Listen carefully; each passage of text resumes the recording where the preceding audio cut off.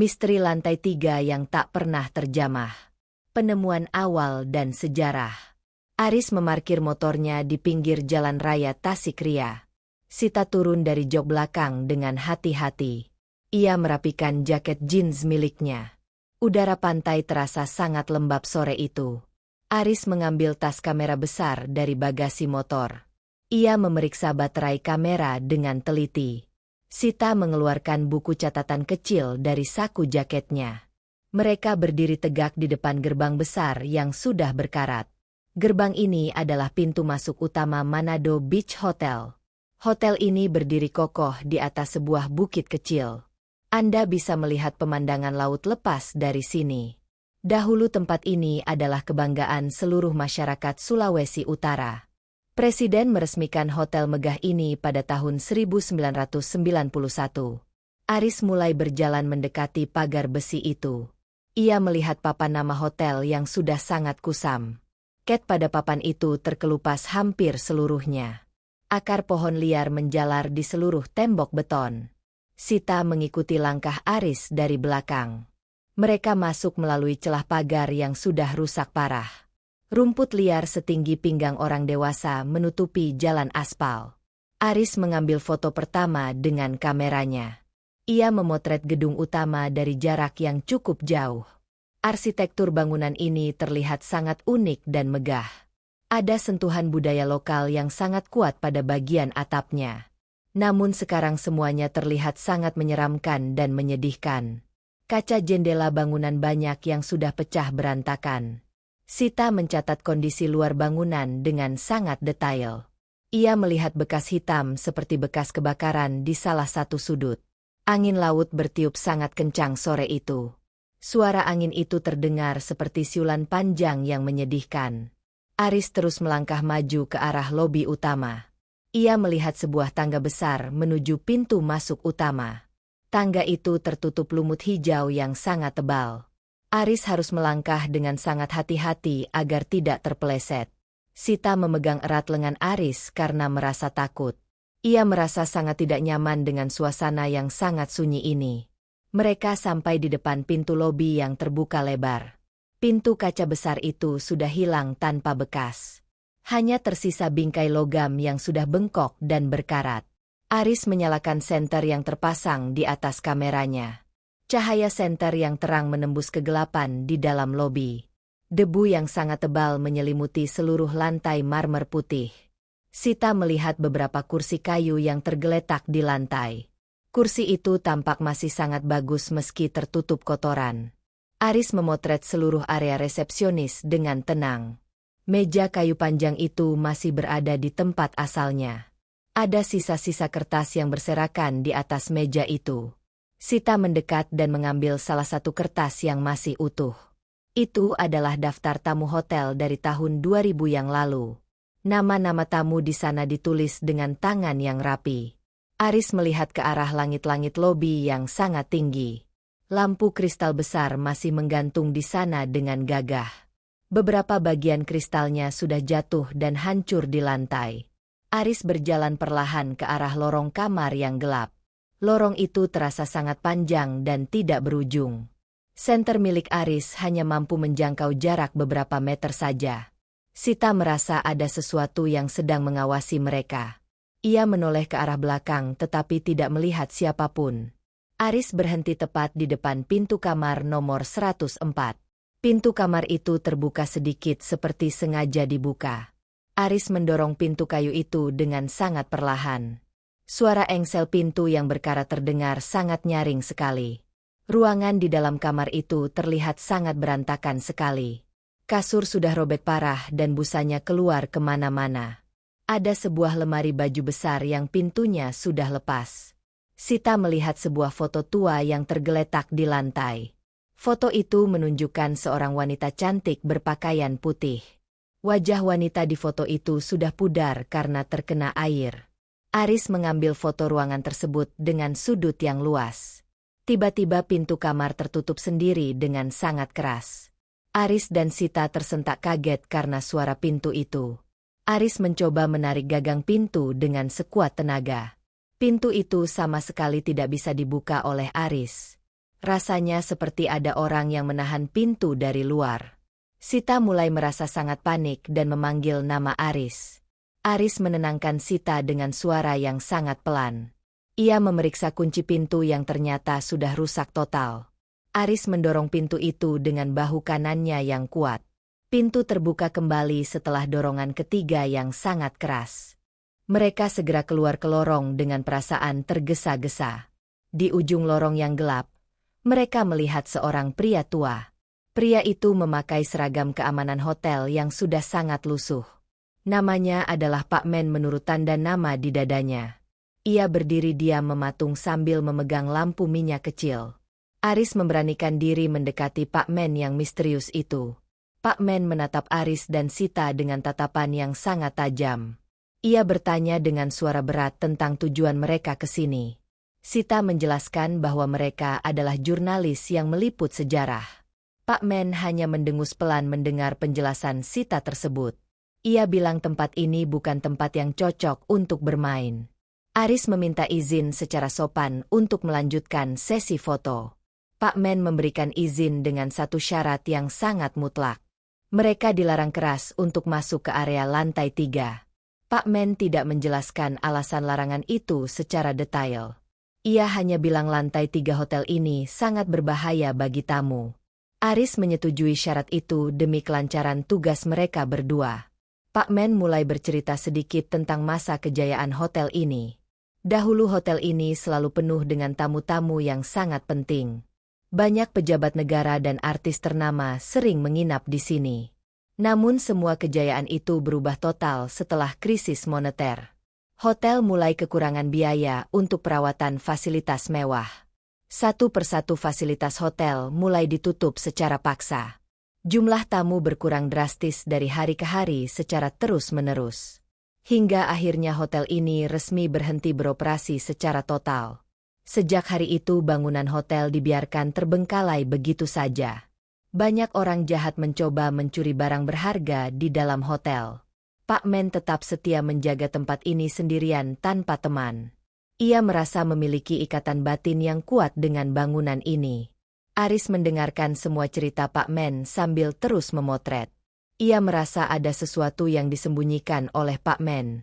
Ada rahasia yang jauh lebih gelap di balik kebangkrutan hotel.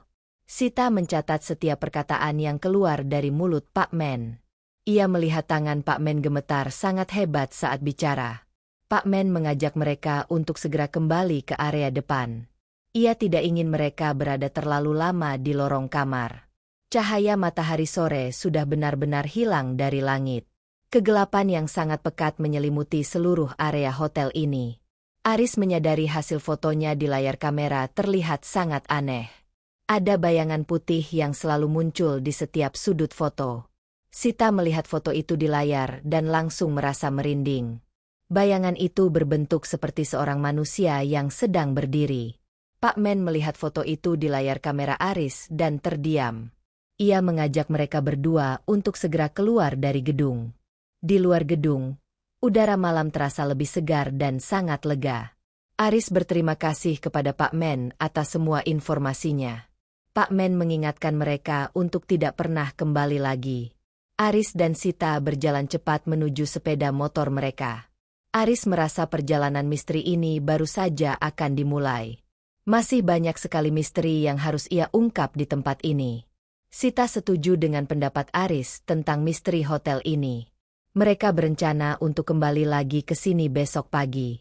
Aris menghidupkan mesin motornya dengan satu kali hentakan. Ia melihat ke arah bangunan hotel untuk terakhir kalinya. Di jendela lantai 3, ia melihat sebuah cahaya yang redup. Cahaya itu bergerak pelan dari satu jendela ke jendela lain. Aris tidak mengatakan hal itu kepada Sita agar ia tidak takut. Ia ingin menjaga ketenangan pikiran teman jurnalisnya tersebut. Mereka meninggalkan lokasi hotel dengan sejuta pertanyaan besar. Misteri lantai 3. Aris menahan napas saat kakinya menapak di lantai 3. Sita berdiri kaku di samping Aris. Suhu udara di sini terasa sangat dingin secara mendadak. Anda bisa merasakan bulu kuduk berdiri saat memasuki lorong ini. Lantai ini memiliki karpet merah yang sudah sangat kusam.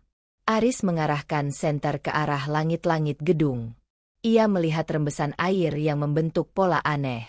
Sita menutup hidungnya karena bau apak yang sangat menyengat. Mereka berjalan perlahan melewati deretan kamar kelas atas.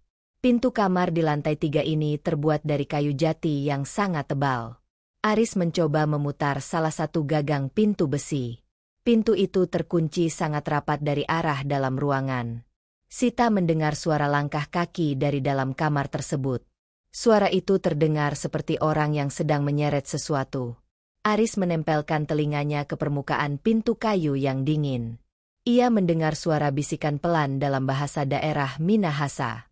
Sita menarik baju Aris untuk segera pergi dari depan pintu itu. Mereka melanjutkan langkah menuju ujung lorong yang gelap. Ada sebuah cermin besar yang tergantung di dinding lorong. Cermin itu sudah retak 1000 tetapi masih bisa memantul. Aris melihat bayangan Sita di dalam cermin tersebut. Namun bayangan Sita di dalam cermin tidak bergerak sama sekali. Bayangan itu hanya berdiri diam sambil menatap ke arah Aris. Aris segera memalingkan wajahnya dengan perasaan yang sangat takut. Ia tidak ingin memberitahu Sita tentang apa yang ia lihat di cermin. Mereka sampai di depan pintu kamar suite yang paling besar. Pintu ini tidak terkunci dan terbuka sedikit ke arah dalam. Aris mendorong pintu itu dengan ujung kaki kanannya. Ruangan di dalam terlihat sangat bersih dan tertata sangat rapi. Tidak ada debu sama sekali di atas meja maupun kursi di sana. Sita melihat sebuah gaun malam berwarna merah di atas tempat tidur. Gaun itu terlihat sangat baru dan mengeluarkan bau parfum bunga. Aris mengambil kamera dan mulai memotret setiap sudut ruangan. Ia melihat sebuah telepon kabel tua di atas meja samping tempat tidur. Tiba-tiba telepon itu berdering dengan suara yang sangat keras. Sita berteriak kecil karena sangat terkejut dengan suara telepon itu. Aris ragu untuk mengangkat gagang telepon yang terus berdering. Ia memberanikan diri untuk mengangkat telepon itu dengan tangan gemetar. Tidak ada suara orang bicara di balik sambungan telepon tersebut. Aris hanya mendengar suara deburan ombak laut yang sangat kencang. Ia juga mendengar suara tangisan wanita yang sangat menyedihkan. Aris segera meletakkan kembali gagang telepon ke tempatnya semula. Sita menunjuk ke arah jendela besar yang menghadap ke arah laut. Ada sosok bayangan hitam yang berdiri di luar jendela tersebut. Bayangan itu tampak seperti sedang melayang di udara luar gedung. Padahal kamar ini berada di ketinggian puluhan meter dari tanah. Aris mendekati jendela untuk memastikan apa yang ia lihat tadi. Saat ia sampai di depan kaca, bayangan itu hilang seketika. Sita melihat ada jejak telapak tangan basah di permukaan kaca jendela. Jejak tangan itu berukuran sangat kecil seperti milik anak kecil.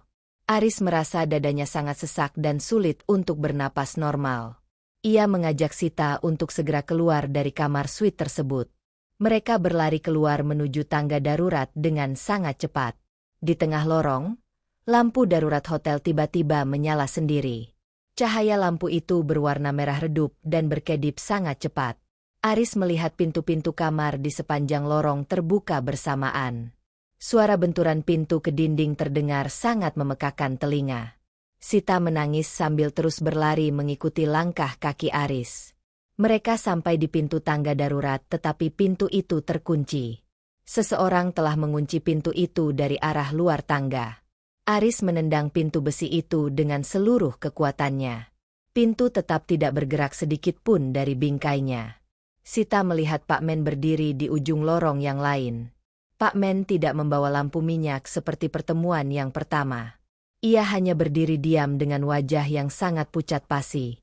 Pak Men menunjuk ke arah sebuah pintu kecil di dekat cermin. Itu adalah pintu menuju lift barang yang sudah tidak berfungsi. Aris menarik tangan Sita dan berlari menuju pintu lift tersebut. Mereka masuk ke dalam ruang lift yang sangat sempit dan gelap. Aris menekan tombol lantai dasar secara berulang-ulang. Lift itu bergetar hebat dan mulai bergerak turun dengan lambat. Suara gesekan kabel lift terdengar sangat mengerikan sekali. Sita memejamkan matanya sambil terus berdoa dengan suara pelan. Lift akhirnya berhenti di lantai dasar dengan suara dentuman keras. Pintu lift terbuka dan mereka segera keluar dengan perasaan lega. Pak Men sudah berdiri di depan lift sambil memegang lampu minyaknya. Ia menatap mereka dengan tatapan yang sangat kecewa. Pak Men mengingatkan kembali tentang larangan masuk ke lantai 3. Aris meminta maaf dan berjanji tidak akan mengulanginya lagi. Mereka berjalan menuju motor dengan langkah yang sangat lemas. Sita melihat ke arah jendela lantai 3 dari kejauhan. Ia melihat sosok wanita berbaju merah melambaikan tangan. Wanita itu tersenyum dengan sangat lebar ke arah mereka berdua. Aris segera menghidupkan motor dan pergi dari area hotel itu. Aris menghentikan motornya di sebuah warung kecil dekat jalan raya. Ia membelikan Sita sebotol air mineral dingin agar lebih tenang. Tangan Sita masih gemetar hebat saat memegang botol air itu. Aris memeriksa kembali rekaman video di dalam kamera miliknya. Ia menemukan sebuah kejanggalan pada rekaman di lantai 3 tadi. Di dalam rekaman, Sita tidak terlihat berjalan di samping Aris. Aris hanya terlihat berjalan sendirian sambil bicara pada udara kosong. Sita melihat rekaman itu dan wajahnya menjadi sangat pucat. Ia yakin tadi ia berjalan tepat di sebelah kiri Aris sepanjang waktu. Aris juga melihat rekaman saat ia mengangkat telepon di kamar suite. Di video itu, gagang telepon tetap berada di tempatnya dan tidak bergerak. Aris terlihat seperti sedang memegang udara kosong di telinganya. Mereka berdua saling berpandangan dengan rasa takut yang mendalam. Sita bertanya-tanya siapa yang sebenarnya ia ikuti di lorong tadi. Aris juga bingung dengan apa yang sebenarnya terjadi pada indranya. Mereka memutuskan untuk kembali ke penginapan mereka di kota Manado. Aris tidak bisa tidur nyenyak sepanjang malam itu karena mimpi buruk. Ia memimpikan wanita berbaju merah itu masuk ke dalam kamarnya. Wanita itu membisikkan sesuatu tentang kunci yang hilang di hotel. Aris terbangun dengan keringat dingin yang membasahi seluruh tubuhnya. Ia melihat jam di dinding menunjukkan pukul 3 dini hari tepat. Ia mendengar suara ketukan di pintu kamar penginapannya secara teratur. Aris mendekati pintu dan melihat melalui lubang kecil di pintu. Tidak ada orang di luar sana tetapi bau parfum bunga tercium lagi. Bau itu sama persis dengan bau parfum di kamar suite lantai 3. Aris kembali ke tempat tidur dan menyelimuti seluruh tubuhnya. Esok paginya ia menceritakan kejadian itu kepada Sita dengan jujur. Sita juga mengalami hal yang serupa di kamar penginapannya sendiri. Ia menemukan sebuah kunci kuningan tua di bawah bantal tidurnya. Kunci itu memiliki gantungan kayu dengan nomor kamar 104 tercetak. Mereka tidak tahu bagaimana kunci itu bisa ada di bawah bantal. Aris menduga ada kekuatan gaib yang mengikuti mereka dari hotel. Mereka sepakat untuk menemui seorang tokoh masyarakat di Tasikria. Tokoh itu bernama Om Benny yang sangat paham sejarah lokal. Om Benny menerima mereka di rumahnya yang asri dan penuh bunga. Aris menunjukkan kunci kamar 104 yang ditemukan oleh Sita tadi. Wajah Om Benny berubah menjadi sangat serius saat melihat kunci itu. Ia bilang kunci ini seharusnya sudah dikubur bersama pemiliknya. Pemilik kunci ini adalah manajer operasional hotel yang terakhir. Manajer itu meninggal secara misterius di dalam kamar tersebut. Polisi tidak pernah menemukan penyebab kematian manajer itu hingga kini. Banyak orang percaya manajer itu menjadi penjaga abadi di lantai 3. Om Benny menyarankan agar mereka segera mengembalikan kunci tersebut. Mereka harus mengembalikannya ke tempat asal kunci itu berada. Jika tidak, gangguan gaib itu akan terus mengikuti mereka selamanya. Aris merasa tanggung jawab ini sangat berat untuk mereka berdua. Sita merasa sangat menyesal telah ikut ke lantai 3 hotel itu. Namun mereka tidak punya pilihan lain untuk mengakhiri teror ini. Mereka harus kembali ke Manado Beach Hotel sekali lagi malam ini. Aris mempersiapkan mental dan fisiknya untuk perjalanan terakhir ini. Ia membawa beberapa perlengkapan pelindung dan doa dari Om Benny. Sita berusaha tetap kuat demi keselamatan mereka berdua nanti malam. Mereka berangkat menuju hotel saat matahari mulai terbenam di ufuk barat. Angin laut bertiup lebih kencang dari hari-hari sebelumnya di sana. Aris melihat bangunan hotel dari kejauhan dengan perasaan yang sangat berat. Hotel itu tampak seperti raksasa yang sedang menunggu mangsa baru. Mereka sampai di gerbang besi berkarat yang sudah sangat akrab bagi mereka. Pak Men tidak terlihat berada di pos penjagaan seperti biasanya malam ini. Suasana di sekitar hotel terasa sangat sepi dan sangat mencekam sekali. Aris memegang erat kunci kuningan itu di dalam saku celananya. Ia merasakan suhu kunci itu menjadi sangat panas seperti terbakar api. Sita memegang senter dengan tangan yang masih gemetar karena takut. Mereka mulai melangkah masuk ke dalam area hotel yang sangat gelap. Langkah kaki mereka terdengar sangat nyaring di atas aspal yang pecah. Aris berharap semua ini akan segera berakhir dengan sangat baik. Mereka melewati area lobi yang sudah hancur berantakan karena waktu. Aris tidak berhenti untuk memotret atau melihat sekitar lagi sekarang. Tujuannya hanya satu, yaitu mencapai kamar 104 di lantai bawah tadi. Namun saat mereka sampai di tangga, langkah mereka terhenti tiba-tiba. Tangga menuju lantai bawah tertutup oleh tumpukan perabotan hotel. Meja, kursi, dan lemari bertumpuk sangat tinggi hingga menutup jalan. Aris mencoba menarik salah satu kursi untuk membuka jalan masuk. Namun perabotan itu terasa sangat berat seperti terbuat dari semen. Sita melihat ke arah lorong lantai 2 yang berada di atas mereka. Ia melihat bayangan Pak Men sedang berjalan menuju lantai 3 gedung. Pak Men tidak menoleh meski Sita sudah memanggil namanya berkali-kali. Aris memutuskan untuk mengikuti Pak Men ke arah lantai 3 lagi. Ia merasa Pak Men tahu cara untuk mengembalikan kunci misterius ini. Mereka menaiki tangga manual dengan napas yang mulai tersengal-sengal. Setiap anak tangga yang mereka injak mengeluarkan suara derit yang tajam. Mereka sampai di lantai 3 untuk kedua kalinya dalam 2 hari ini. Lorong lantai 3 sekarang terlihat sangat bersih seperti baru dibangun. Semua lampu kristal di dinding menyala dengan cahaya yang sangat terang. Aris melihat tamu-tamu hotel berjalan dengan tenang di lorong tersebut. Para tamu itu memakai pakaian gaya tahun 90-an yang sangat rapi. Mereka tidak memperhatikan kehadiran Aris dan Sita yang memakai baju modern. Sita merasa seperti masuk ke dalam mesin waktu yang sangat nyata. Mereka sampai di depan kamar 104 yang pintunya terbuka sangat lebar. Pak Men berdiri di ambang pintu sambil tersenyum sangat ramah sekali. Ia memakai seragam keamanan yang baru dan bersih tanpa ada noda. Pak Men meminta Aris untuk menyerahkan kunci kuningan itu kepadanya sekarang. Aris mengeluarkan kunci itu dan memberikannya ke tangan Pak Men yang dingin.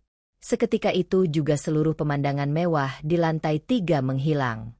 Lorong kembali menjadi gelap, kotor, dan sangat menyeramkan seperti semula. Pak Men juga menghilang dan hanya menyisakan bau asap lampu minyak. Aris dan Sita berdiri sendirian di tengah kegelapan yang sangat pekat. Mereka mendengar suara tawa kecil dari arah dalam kamar nomor 104. Pintu kamar itu tertutup sendiri dengan sangat perlahan dan lembut.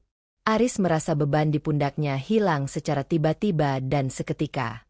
Sita merasa udara di sekitarnya menjadi lebih segar dan sangat ringan. Mereka segera turun ke bawah dan meninggalkan gedung hotel itu. Kali ini mereka tidak menoleh ke belakang sama sekali saat pergi. Aris tahu bahwa tugas mereka untuk mengungkap misteri sudah selesai. Mereka telah mengembalikan apa yang seharusnya tetap berada di sana. Perjalanan ini menjadi pengalaman yang tidak akan pernah mereka lupakan. Suara dari aula dansa. Aris menyalakan api unggun kecil di area taman hotel yang luas. Sita duduk di atas matras sambil memegang segelas kopi hangat. Jam tangan Aris menunjukkan pukul 11 malam tepat saat itu.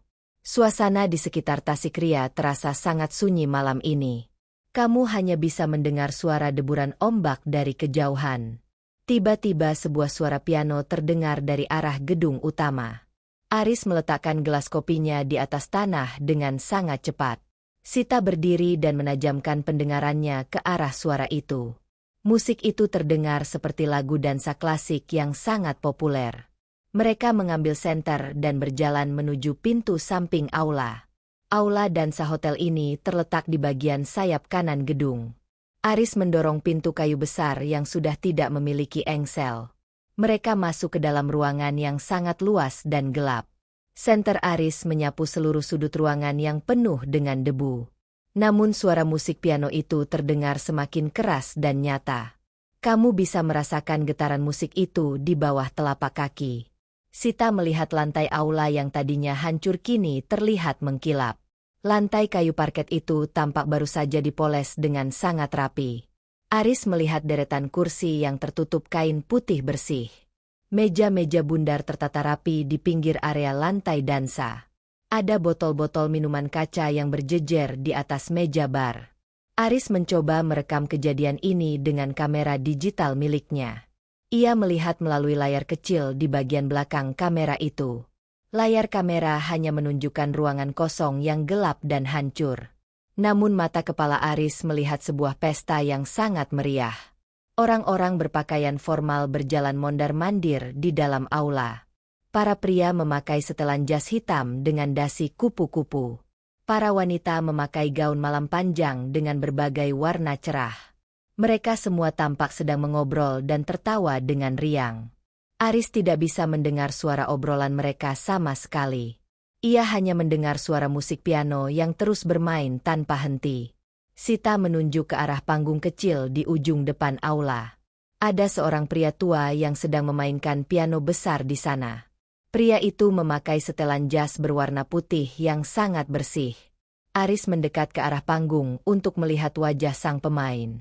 Pemain piano itu tidak memiliki wajah yang jelas atau rata saja. Sita merasa sangat ketakutan dan memegang lengan Aris dengan kuat. Tiba-tiba musik piano berhenti dengan nada yang sangat sumbang. Semua tamu di dalam aula berhenti bergerak secara bersamaan. Mereka semua memutar kepala ke arah Aris dan Sita berada.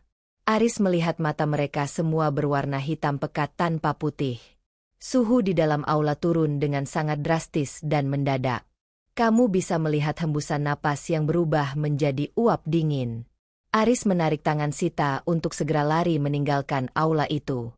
Mereka berlari menuju pintu keluar dengan sekuat tenaga mereka. Saat sampai di pintu, aula kembali menjadi hancur dan berdebu. Kursi-kursi kayu tergeletak patah di atas lantai yang kotor.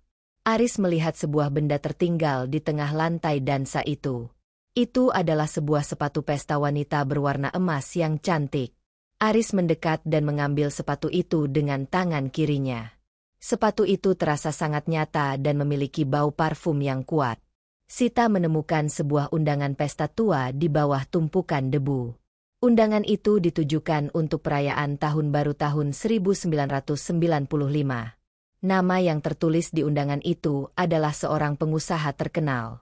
Aris menyimpan sepatu dan undangan itu ke dalam tas miliknya. Mereka kembali ke tenda dengan perasaan yang masih tidak karuan. Aris merasa ada seseorang yang mengikuti mereka dari bayangan pohon. Ia menyalakan senter ke arah semak-semak di belakang tenda mereka. Ia melihat sepasang mata merah yang menatap tajam ke arahnya. Mata itu menghilang saat Aris mencoba mendekati semak-semak itu.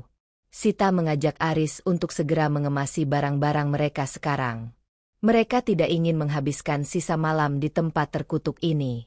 Aris setuju dan segera mematikan api unggun dengan siraman air. Mereka berkendara pulang dengan kecepatan yang cukup tinggi di jalan. Aris merasa sepatu di dalam tasnya menjadi sangat berat sekali. Ia merasa ada tangan yang memegang bahunya dari arah jok belakang. Sita berteriak karena melihat bayangan wanita di kaca spion motor.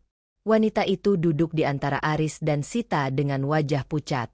Aris tetap fokus mengendarai motor dan tidak berani menoleh belakang.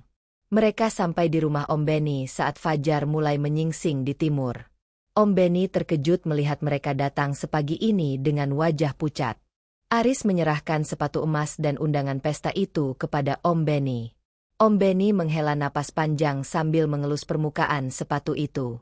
Ia bilang sepatu ini milik seorang wanita yang hilang saat pesta. Wanita itu adalah putri dari pemilik hotel Manado Beach Hotel. Polisi tidak pernah menemukan keberadaan wanita itu sampai hari ini. Om Benny menyarankan agar Aris membakar undangan pesta tersebut segera. Aris membakar kertas itu di atas piring tanah liat milik Om Benny.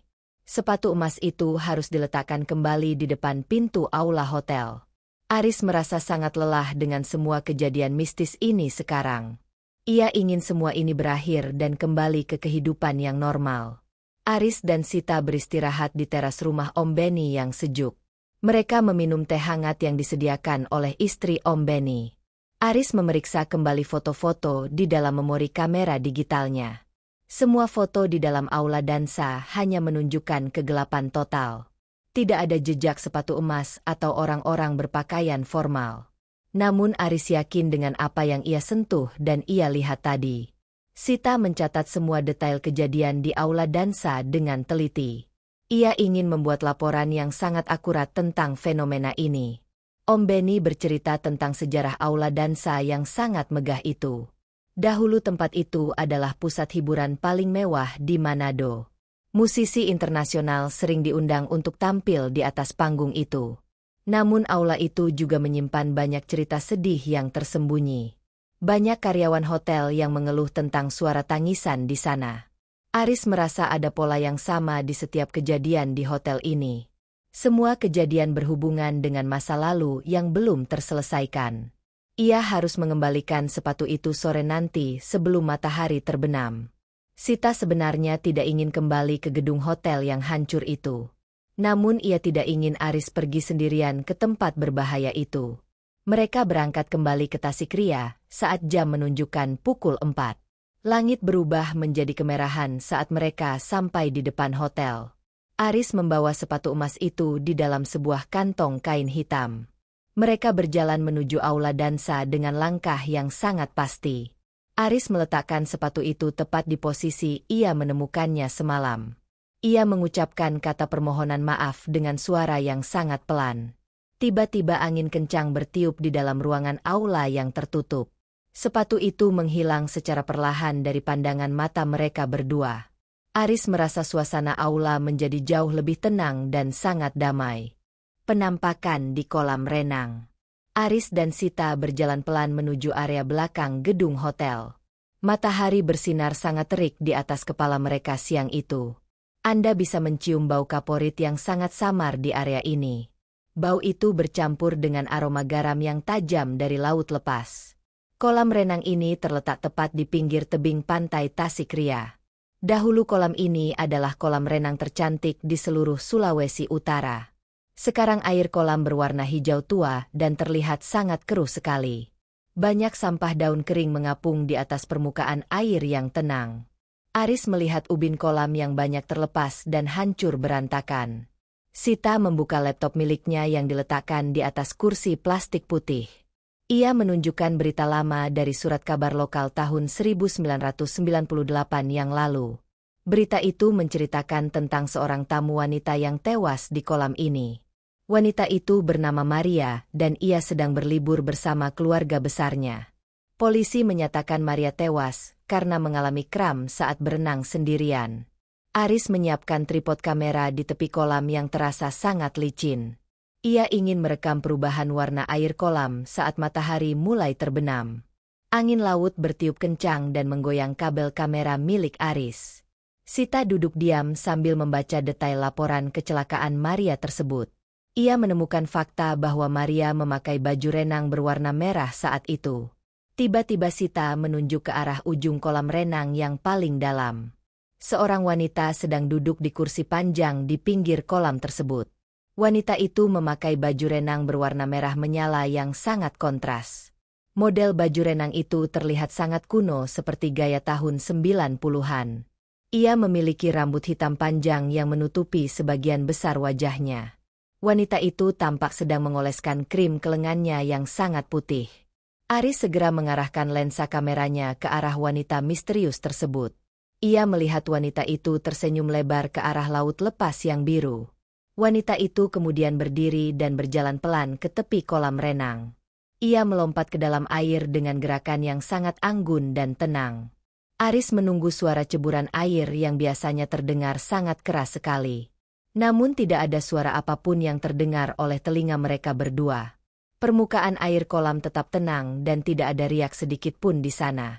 Aris dan Sita segera berlari menuju lokasi wanita itu melompat tadi.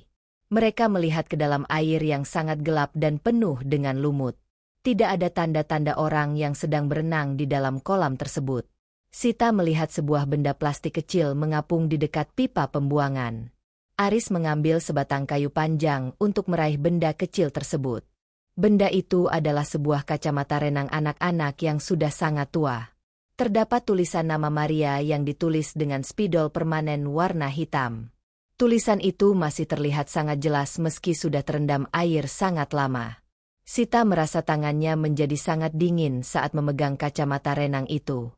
Tiba-tiba air kolam renang mulai bergejolak dengan sangat hebat secara mendadak. Muncul gelembung udara besar dari dasar kolam yang paling dalam sekali. Aris melihat bayangan putih bergerak cepat di bawah permukaan air kolam. Bayangan itu meluncur ke arah tempat Aris dan Sita sedang berdiri diam. Mereka berdua mundur beberapa langkah karena merasa sangat terancam oleh air. Suara tawa anak kecil terdengar sangat jelas dari dalam air kolam tersebut. Tawa itu terdengar sangat bahagia namun terasa sangat menyayat hati Sita. Aris segera mematikan kameranya dan mengajak Sita pergi dari area tersebut. Mereka tidak ingin mengganggu ketenangan roh yang menghuni kolam renang ini. Kacamata renang itu diletakkan kembali di atas meja bundar dekat kolam. Sita mencatat kejadian ini sebagai bukti adanya sisa energi dari masa lalu. Anda harus selalu waspada jika berkunjung ke area kolam renang saat sore hari. Banyak pengunjung lama mengaku sering mendengar suara orang sedang berenang. Manado Beach Hotel memang menyimpan ribuan cerita yang sangat tak terduga. Aris dan Sita melanjutkan perjalanan mereka menuju area gedung utama lainnya. Mereka ingin mencari tahu lebih banyak tentang sejarah kelam di balik kemegahan. Udara di sekitar kolam renang perlahan kembali menjadi normal dan tenang. Namun Aris merasa sepatu miliknya terasa sangat berat dan basah sekali. Padahal ia tidak menyentuh air kolam renang sama sekali sejak tadi pagi. Sita melihat jejak kaki basah yang mengikuti langkah Aris dari belakang. Jejak kaki itu berukuran kecil dan berbentuk seperti telapak kaki anak kecil. Sita tidak berani memberitahu Aris tentang jejak kaki misterius tersebut sekarang. Ia hanya mempercepat langkah kakinya agar bisa segera menjauh dari kolam. Mereka berdua sampai di area lobi depan yang terasa sedikit lebih aman saat itu. Aris memeriksa kembali hasil rekaman video yang baru saja ia ambil tadi. Di dalam video itu hanya terlihat Aris dan Sita yang sedang berlari cepat. Sosok wanita berbaju merah itu sama sekali tidak terekam oleh kamera Aris. Hanya terlihat kursi kosong dan permukaan air kolam yang tetap sangat tenang. Sita mulai menyadari bahwa mata mereka telah dimanipulasi oleh energi hotel. Hal ini membuat Aris semakin penasaran dengan misteri yang belum terpecahkan. Ia berencana untuk melakukan wawancara dengan warga sekitar besok pagi. Mungkin ada informasi tambahan tentang kejadian tragis di kolam renang ini. Sita setuju untuk membantu Aris mengumpulkan data dari saksi mata yang ada. Perjalanan mereka di Manado Beach Hotel masih sangat jauh dari kata usai. Kesaksian Pak Men. Aris dan Sita duduk di bangku kayu depan pos penjagaan. Pak Men menuangkan kopi hitam panas ke dalam gelas plastik. Asap kopi mengepul tertiup angin malam yang dingin. Pak Men mulai bercerita tentang awal pembangunan hotel ini. Ia bekerja sebagai buruh bangunan saat hotel mulai dibangun. Pengembang besar dari Jakarta membawa peralatan berat ke lokasi ini. Mereka meratakan Bukit Tasikria tanpa melakukan upacara adat. Warga lokal sudah mengingatkan tentang keberadaan batu keramat di sana. Namun pihak pengembang mengabaikan peringatan warga tersebut sama sekali. Mereka menghancurkan batu keramat itu dengan mesin penghancur beton. Pak Men melihat cairan merah seperti darah keluar dari sela batu. Sejak hari itu banyak kecelakaan kerja terjadi secara terus-menerus. Banyak pekerja jatuh dari ketinggian tanpa alasan yang masuk akal. Aris mendengarkan cerita itu sambil memegang gelas kopinya yang hangat. Sita mencatat setiap poin penting di dalam buku catatannya. Pak Men bilang hotel ini sebenarnya sudah terkutuk sejak awal. Masa kejayaan hotel pada tahun 90-an hanya bersifat sementara. Tamu-tamu penting memang sering datang menginap di kamar suite.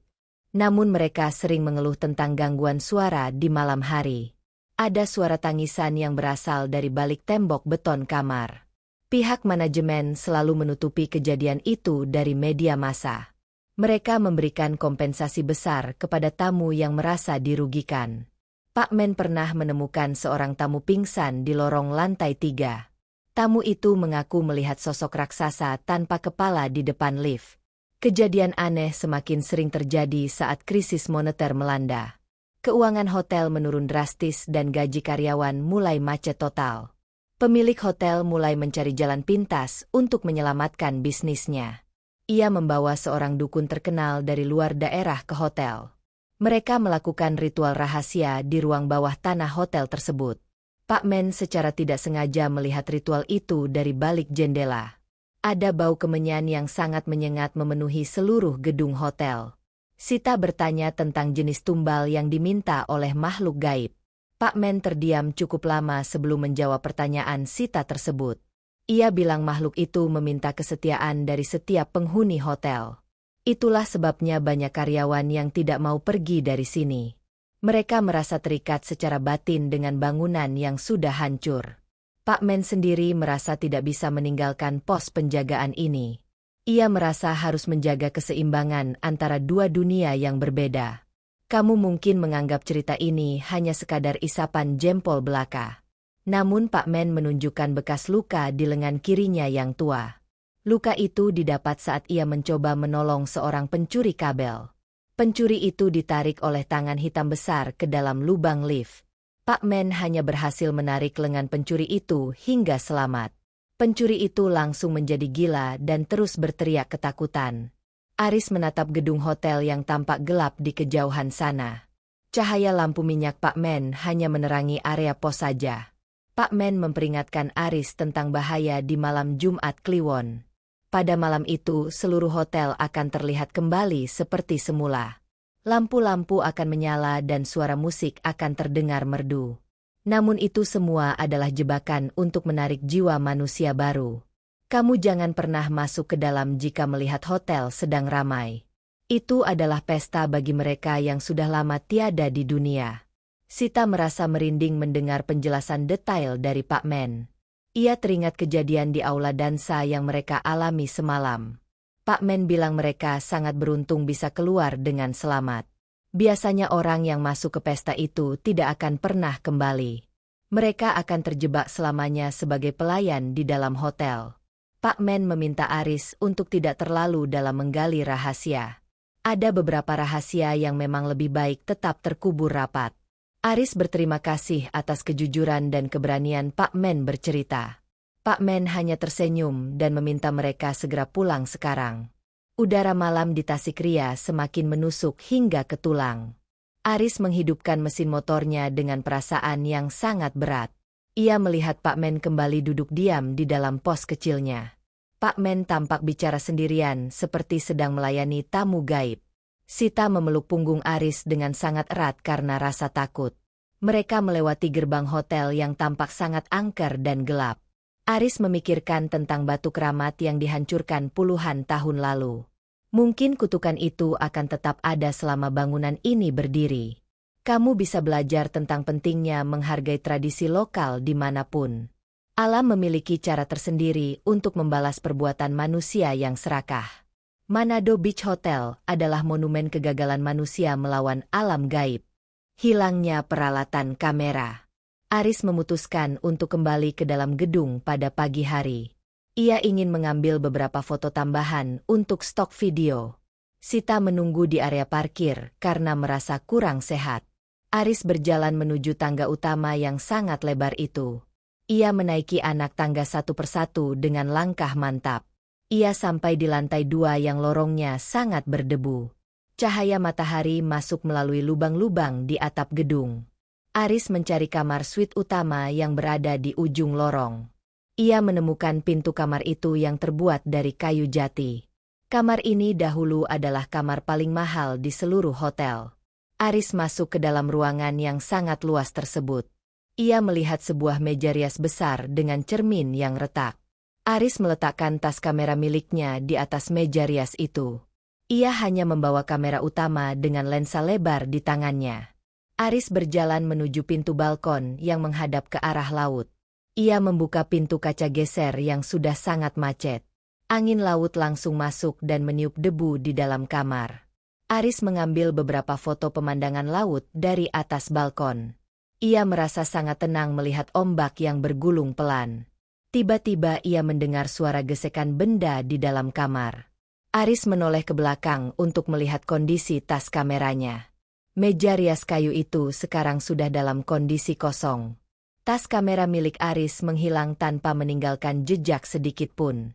Padahal tidak ada orang lain selain dirinya di dalam ruangan.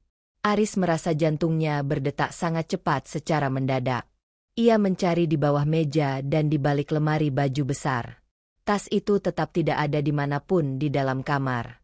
Aris mulai merasa panik karena semua perlengkapannya ada di sana. Ia berjalan mendekati tempat tidur besar yang sudah hancur.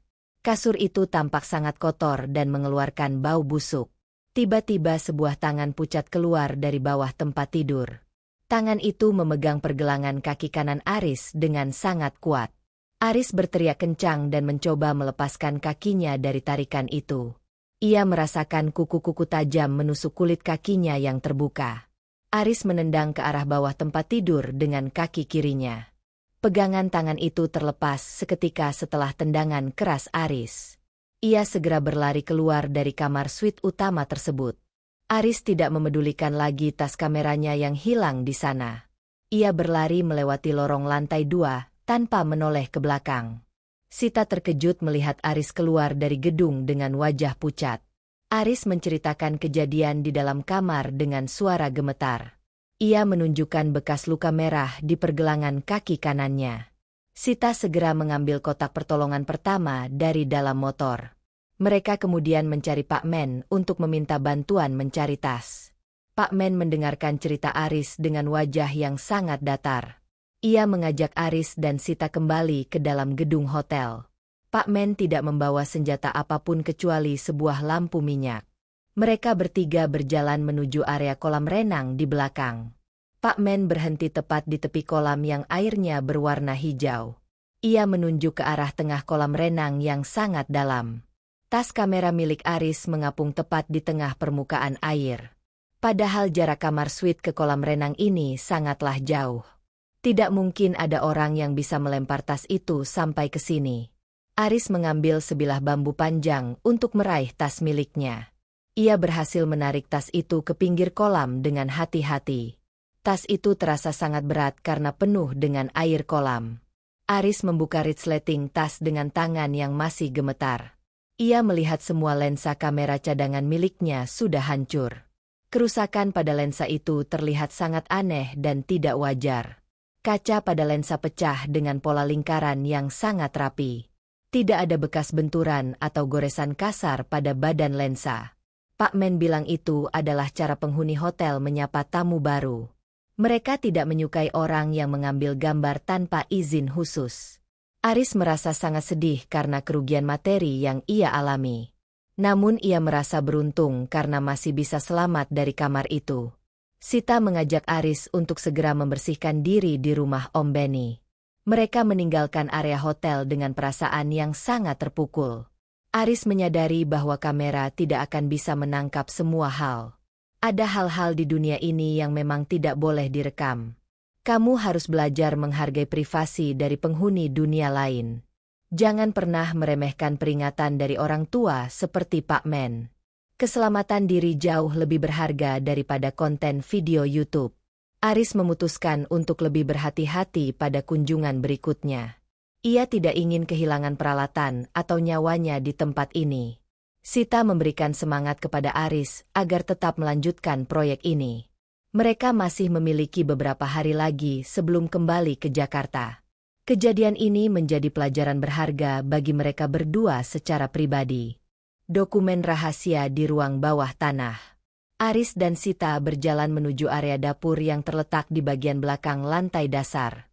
Ruangan ini sangat luas dengan meja-meja besi tahan karat yang sudah mulai berlubang karena korosi.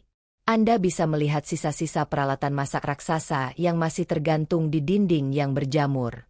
Sita menutup mulutnya dengan kain karena bau minyak tanah yang sangat menyengat memenuhi udara.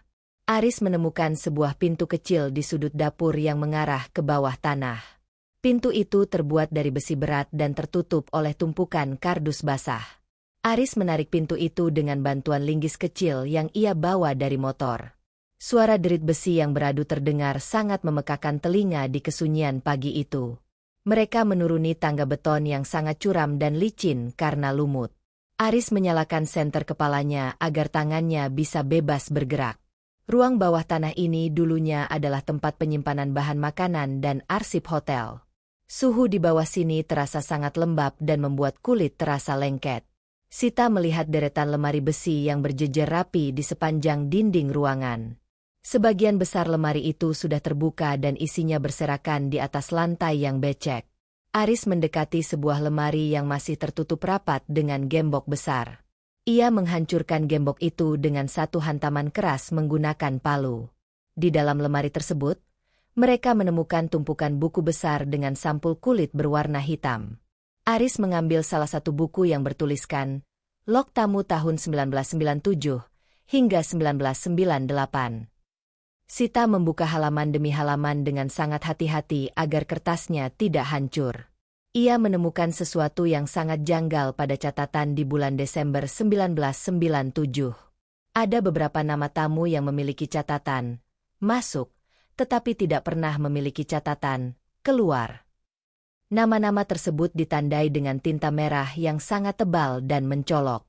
Aris memotret lembaran-lembaran itu sebagai bukti autentik untuk kontennya.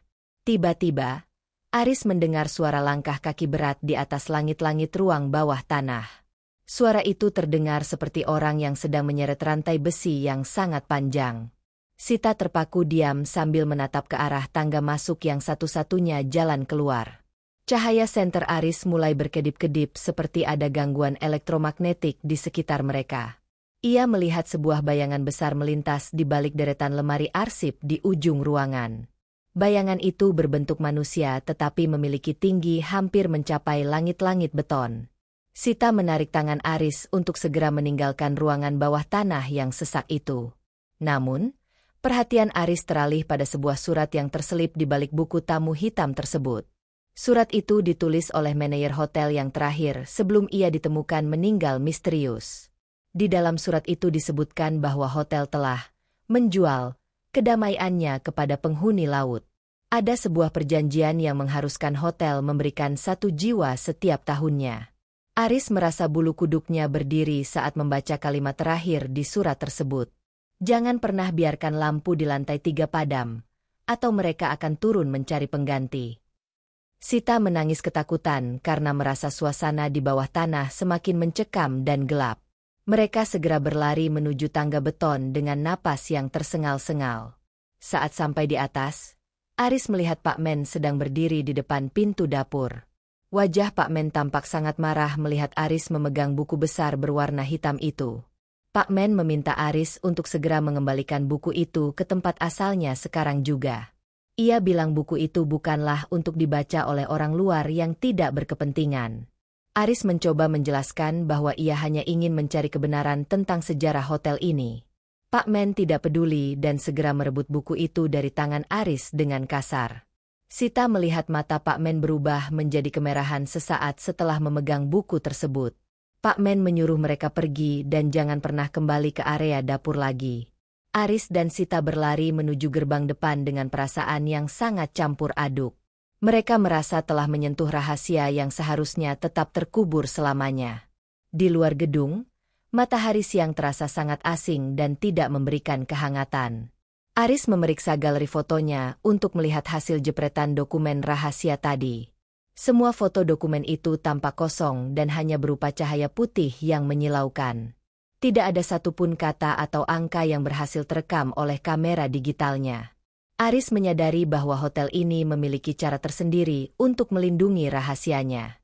Sita merasa lega karena mereka berhasil keluar dari ruang bawah tanah yang mengerikan itu. Namun, ia merasa ada sesuatu yang aneh dengan bayangan Aris di atas aspal jalan raya. Bayangan Aris tampak tidak memiliki kepala saat matahari berada tepat di atas mereka. Sita tidak berani bicara dan hanya bisa berdoa di dalam hatinya sepanjang jalan. Mereka harus segera menemui Om Benny untuk menanyakan tentang perjanjian laut tersebut. Manado Beach Hotel ternyata jauh lebih berbahaya dari sekadar bangunan hantu biasa. Setiap jawaban yang mereka temukan justru melahirkan pertanyaan baru yang lebih gelap. Ritual pembersihan. Aris dan Sita tiba di rumah Om Benny dengan napas yang masih memburu. Motor Aris diparkir asal di depan pagar kayu yang sudah kusam. Sita langsung menceritakan tentang bayangan Aris yang kehilangan kepalanya di jalan tadi. Om Benny terkejut dan segera menyuruh Aris berdiri di bawah sinar lampu teras yang terang. Anda bisa melihat raut wajah Om Benny yang berubah menjadi sangat serius dan tegang. Bayangan Aris di atas lantai keramik memang tampak terputus tepat di bagian leher. Om Benny mengambil segelas air putih dan membacakan doa-doa dalam bahasa daerah. Ia menyemburkan air itu ke arah bayangan Aris yang berada di lantai. Aris merasakan hawa dingin yang luar biasa menusuk punggungnya secara tiba-tiba. Om Benny masuk ke dalam rumah dan mengambil sebuah baskom kuningan yang sangat tua. Ia mengisi baskom itu dengan air sumur dan mencampurkan garam kasar ke dalamnya. Ada irisan jeruk nipis dan 7 jenis bunga yang aromanya sangat wangi sekali. Om Benny meminta Aris untuk melepas baju dan duduk bersila di tengah teras. Sita hanya bisa melihat dengan rasa cemas yang mendalam dari balik pintu rumah. Om Benny mulai menyiramkan air campuran itu ke atas kepala Aris secara perlahan. Setiap kali air menyentuh kulit Aris, muncul uap hitam tipis dari pori-pori kulitnya. Aris merasa tubuhnya seperti sedang disiram dengan air yang mendidih namun sangat menyegarkan. Tiba-tiba, terdengar suara geraman keras dari arah kebun gelap di belakang rumah.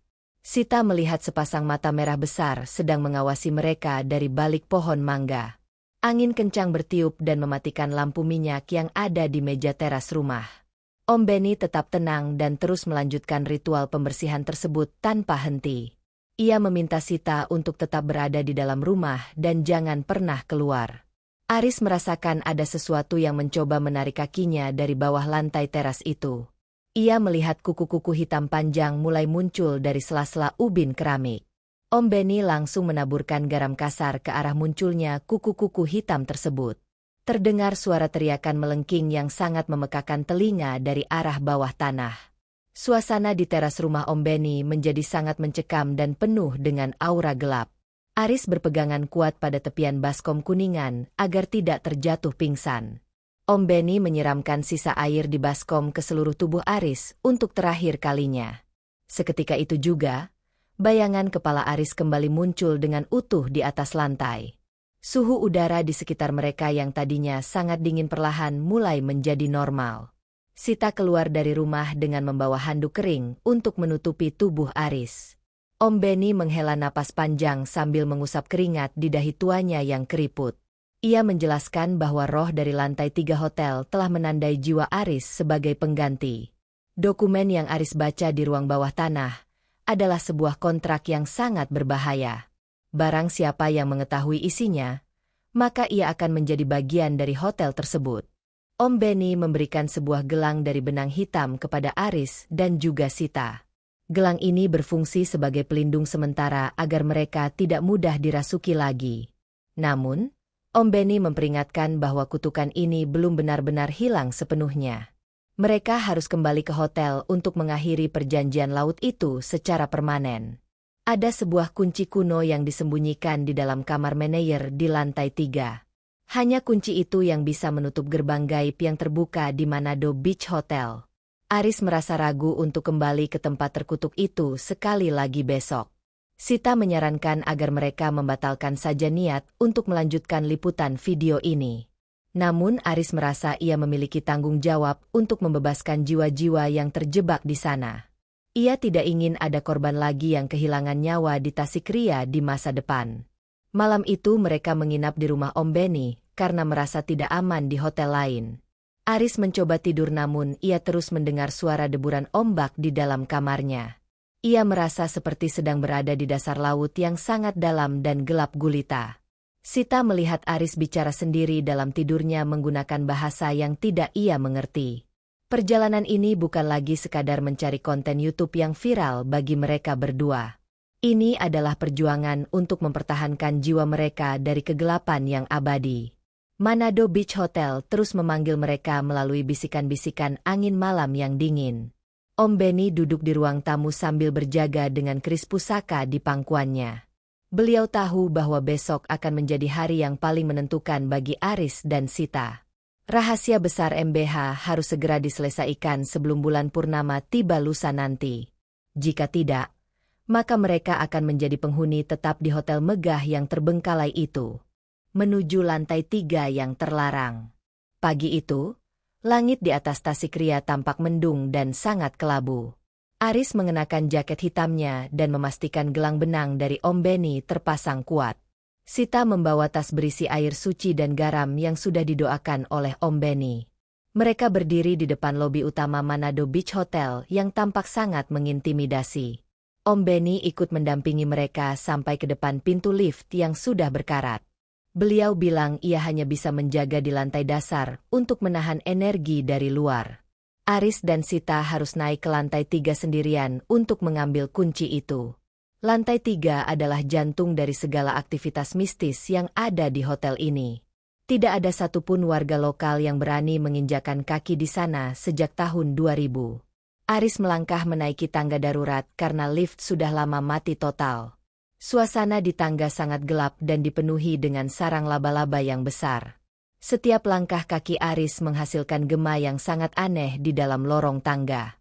Sita merasa seperti ada ratusan pasang mata yang mengawasi mereka dari celah tembok. Anda bisa merasakan tekanan udara yang semakin berat saat mereka mencapai bordes lantai 3. Saat pintu tangga menuju lantai 3 terbuka, tercium bau busuk seperti bangkai yang menyengat.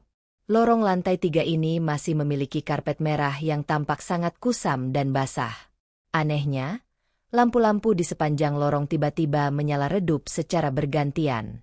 Aris melihat bayangan orang-orang berjalan menembus pintu kamar di ujung lorong sana.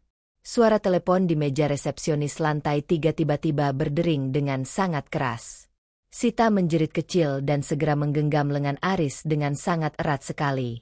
Aris tetap fokus dan mencari pintu bertuliskan Manager S Office di sebelah kanan. Mereka sampai di depan sebuah pintu kayu besar dengan ukiran kepala naga yang rumit. Pintu itu terkunci rapat namun Aris merasakan hawa panas keluar dari celah pintu.